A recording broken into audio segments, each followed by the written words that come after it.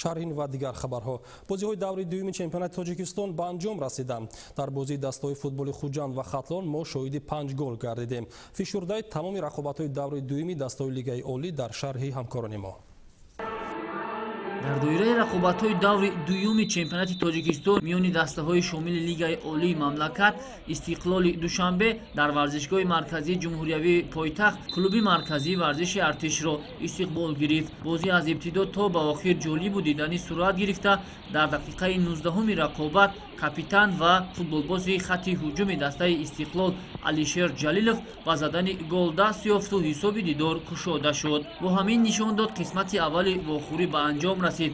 Дар пайти дуюми рақобат ҳарчанд футболбозони дастаи клуби марказии варзиши артиш барои мусовӣ намудани ҳисоб зиёд талош карданд, аммо баръакс боз маротибаи дуюм тӯбро аз дохили тури дарвозаашон берун бароварданд. 4 дақиқа мондан то анҷоми вақти асосии вохӯрӣ Шеридин Бобоев маротибаи дуюм бо зарбаи ҳадафраси худ хатти дарвозаи меҳмононро шикаст ва бадин васила Истиқлол ғалабаи дуюми худро дар чемпионат ба даст овард.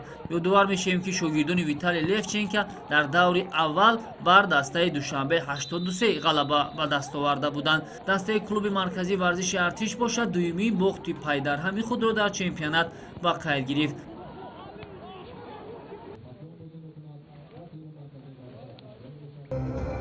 бозии марказии даври дуюми чемпионати Тоҷикистон миёни дастаҳои шомили Лигаи олӣ ин рақобати тимҳои футболи Хатлони шаҳри Бохтар ва Хуҷанди Хуҷанд маҳсуб мешуд. вохӯрии тимҳо дар майдони Спартак баргузор шуда бо натиҷаи 3-2 бар суди меҳмонон ба анҷом расид. Дар дақиқаи 22-юми вохӯрӣ Худоидод Узоқов аз ҳайати дастаи Хатлон ба задани гол даст ёфту меҳмонон бартариро ба даст гирифтанд. Дар дақиқаи 35-уми рақобат Сорбон Афғонов голи дуюми тими футболи шаҳри Бохтарро ба дарвозаи Хуҷанд зада ҳисобро дуболо сохт. Аз ҳайати дастаи Хуҷанд Санҷар Ризқибоев дар дақиқаи 47-уми рақобат билохира ба дарвозаи тими футболи шаҳри Бохтар як гол зада ҳисоб 1-2 шуд. меҳмонон тавассути зарбаи ҳадафраси Парвиз Бакиахунов маротибаи сеюм хатти дарвозаи тими футболи Хуҷандро рахна карда ҳисобро 3-1 сохтанд. Дилшод Бозоров дар дақиқаҳои изофанамудаи охири рақобат як голи дигарро ба дарвозаи Хатлон зад, аммо ин барои ҳадди аққал ба натиҷаи мусовӣ расонидани вохӯрӣ кофӣ набуд. ҳамин тавр дастаи Хатлон дуюмин ғалабаи пайдарҳами худро дар оғози чемпионат ба даст овард.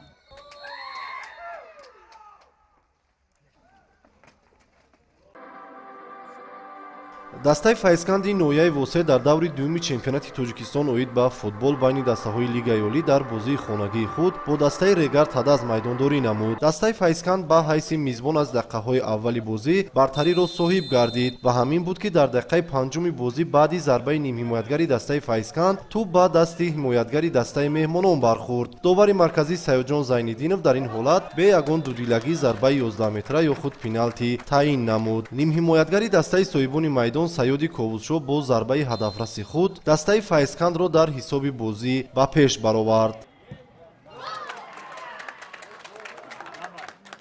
дар идомаи бозӣ ҳарду даста чанд ҳолати хуби голзаниро созмон доданд ва танҳо дар дақиқаи иловакардаи қисми аввали бозӣ ба Ҳоҷиакбар Узоқов имкон даст омад ки баъди як контрҳуҷум ҳисоби бозиро баробар созад. ҳамин тариқ қисми аввали бозӣ бо ҳисоби 1-1 ба анҷом расид.